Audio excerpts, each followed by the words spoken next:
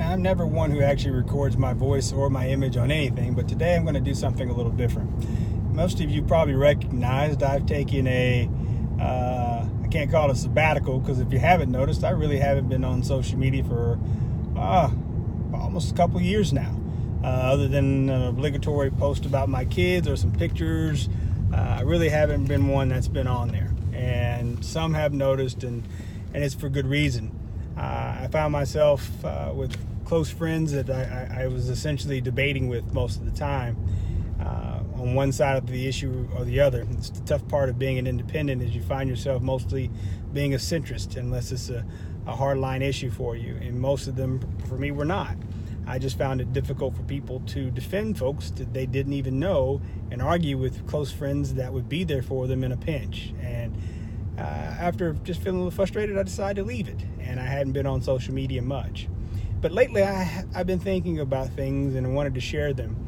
And I thought about all the grace I've been given in my life. And you've probably seen some of these things that I posted titled Thoughts from Grace. And essentially, I recognize all the grace that's been given me in my life. And the things that I've done wrong. I'm not a perfect person. I made a lot of mistakes. And grace has been afforded me very often. And I'm thankful for that. I'm thankful for my Lord and Savior. But today I want to talk about something that was pressing on me. And I listen to podcasts often. I read a lot of books. And one of the things I recently read was talking about fault versus responsibility. And oftentimes these are two words that get interchanged, but they're very different. We worry about whose fault something was versus whose responsibility is it to clean up the mess afterwards.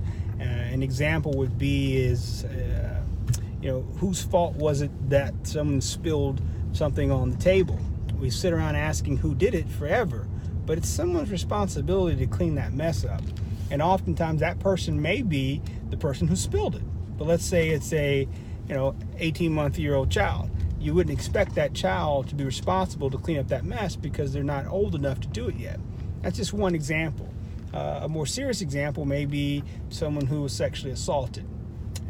It wasn't her fault that she was sexually assaulted, and oftentimes we see people applying fault to it and talking about how she was dressed and what time of night was it, who was she with, and where did she go.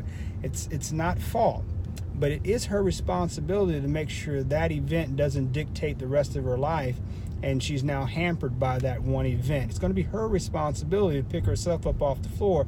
She can't expect other people to do that.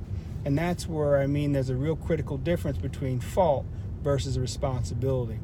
Don't spend your entire life trying to figure out whose fault something is when something goes wrong.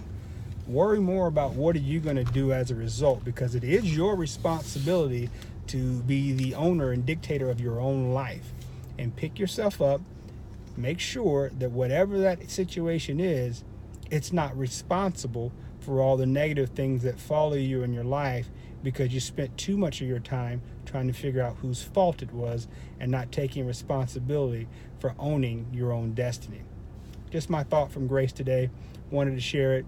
Hope all is well with everyone out there in Facebook land or wherever you are. And talk to you another time.